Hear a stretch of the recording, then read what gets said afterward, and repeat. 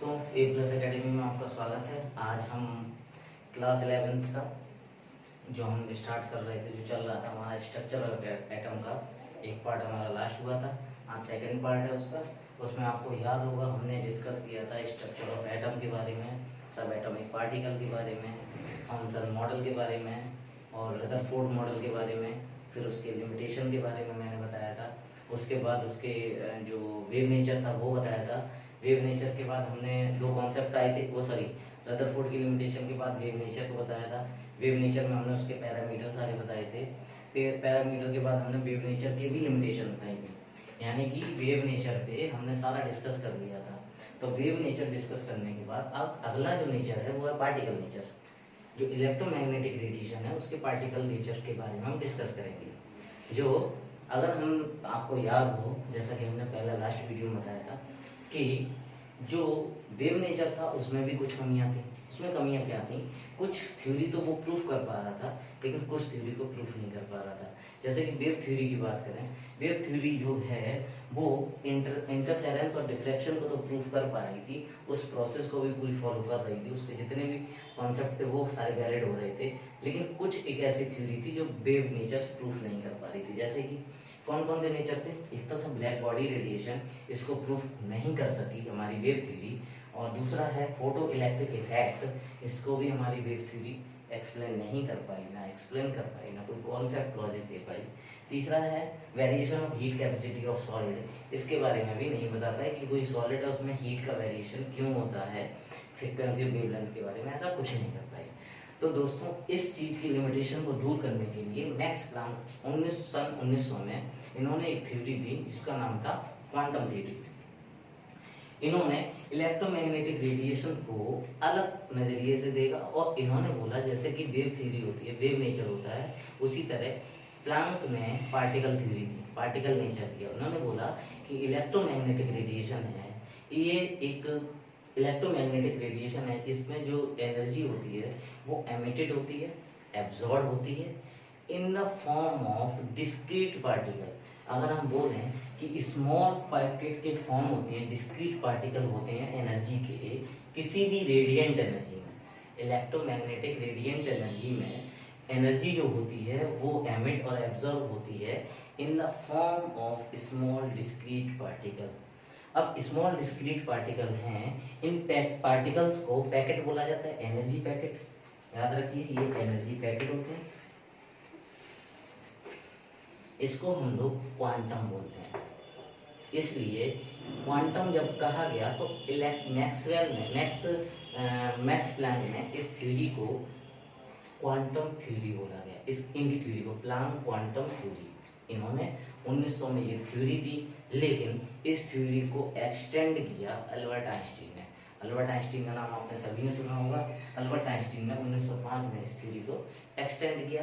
इसमें photo electric effect पे भी उन्होंने एक्सटेंड मतलब उसको बढ़ाया थोड़ा, और इस थ्योरी पे काफ़ी रिसर्च की। दूसरा है इन केस ऑफ, जैसा कि इन्होंने बताया, मैक्स प्लैंक ने ये बोला, जैसे कि वेव थ्योरी हमारी बता रही थी कि ये कुछ चीज़ें हैं वो कुछ जो थ्योरी है उनको वैलिड नहीं हो रही है, जैसे कि ब्लैक बॉडी रेडिएशन और आपका ये variation of heat capacity and photo electric effect. Photo electric effect के लिए आपको पता होगा आइंस्टीन को नोबेल पुरस्कार भी दिया गया था। अब यहाँ पे रेडिएशन हमने बताया कि जो इलेक्ट्रोमैग्नेटिक रेडिएशन है ये आपका एनर्जी का एक फॉर्म है, अभी बताया मैंने। एनर्जी एमिटेड होती है, मीन्स निकलती है, या एब्जॉर्ब होती है, मतलब अवशोषित होती है in the form of packet के फॉर्म। फिर से बता दे रहा हूँ, इस पैकेट को क्वांटम बोला गया। लेकिन इसी चीज को जब हम इन केस ऑफ लाइट लेते हैं, लाइट के केस में यही पैकेट जो होते हैं इनको, इन्हीं क्वांटम को लाइट के केस में फोटोन बोला जाता है। याद रखिए दोस्तों, लाइट के केस में इसको फोटोन बोला जाता है।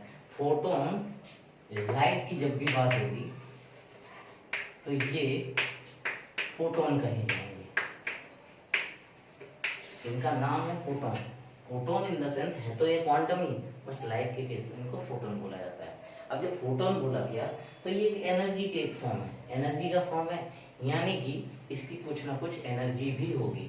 इसकी एनर्जी को बताया गया E इसको एनर्जी को ई से डिनोट किया गया, ठीक। और जो ई से डिनोट किया गया, इसकी एनर्जी की जो वैल्यू थी उसकी वैल्यू थी एच न्यू।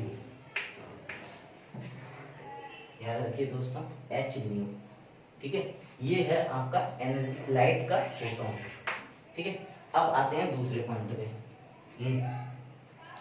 तो अब हम बात करते हैं E बराबर एच न्यू। E बराबर एच न्यू में अब हम बात करते हैं E बराबर एच न्यू में, ये तो हो गया फोटोन की एनर्जी, H क्या हो गया यहाँ पे प्लांक कांस्टेंट, और न्यू क्या हो गया फ्रीक्वेंसी, ठीक। न्यू फ्रीक्वेंसी हो गया, इन दोनों का प्रोडक्ट, इसको एनर्जी का पैकेट बोलते हैं। नेक्स्ट आते हैं,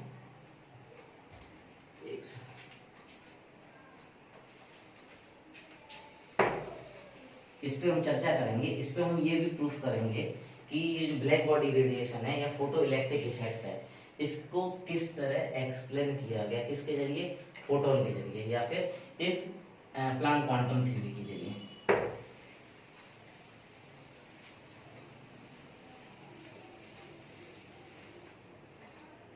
तो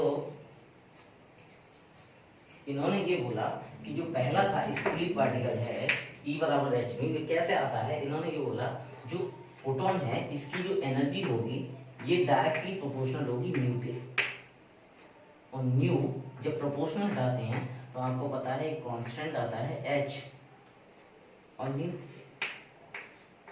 यानी कि E बराबर एच न्यू इसकी पैकेट की एनर्जी होगी। H है हमारा प्लांक कांस्टेंट और न्यू है हमारा फ्रीक्वेंसी, इसको नोट कर लीजिएगा, न्यू है हमारा फ्रीक्वेंसी। इसकी जो H की वैल्यू है ये है हमारी, इसकी कांस्टेंट है 6.67 इंटू 10 टू पावर -27 इसकी वैल्यू होती है प्लांक कांस्टेंट की, और ये अर्ग में इसको डिनोट किया जाता है दोस्तों,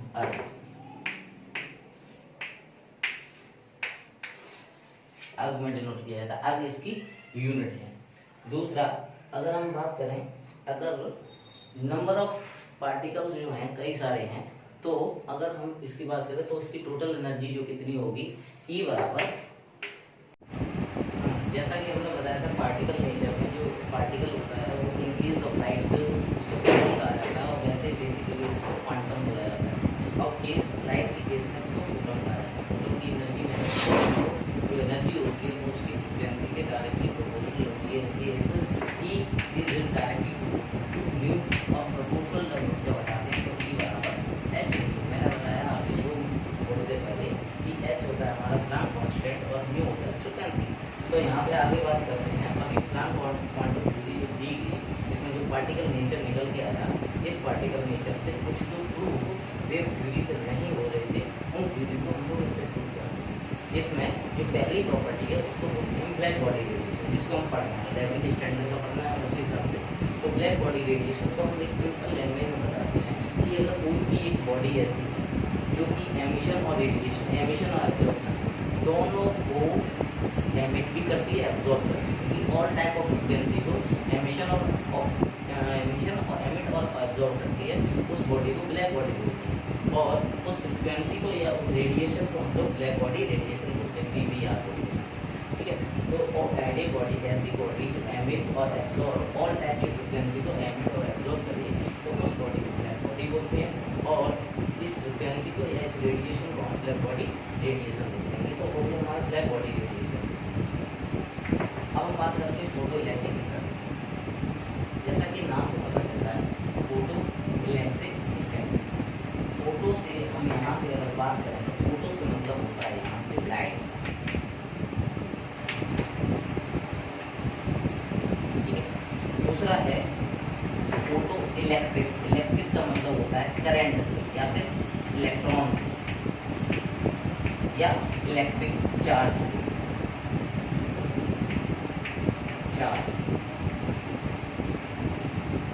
इसको हम केवल नाम से ही अगर इसको अगर तोड़ें तो क्या होगा, फोटो लाइट से इलेक्ट्रिक चार्ज इफेक्ट, मतलब लाइट के जरिए एक इलेक्ट्रिक चार्ज या फिर फ्री इलेक्ट्रॉन्स पे क्या इफेक्ट पड़ता है उसको हम बोलते हैं फोटो इलेक्ट्रिक। ऐसे इसको हम अभी बेसिकली इसको थोड़ा सा बताएंगे कि फोटो इलेक्ट्रिक इफेक्ट बेसिकली होता क्या है कि लाइट जब किसी मेटल सरफेस पे डाली जाती है, समझिएगा, लाइट किसी मेटल सरफेस पे डाली जाती है तो लाइट का कुछ पोर्शन उस सरफेस पर जो फ्री इलेक्ट्रॉन प्रेजेंट होते हैं वो एब्जॉर्ब करते हैं।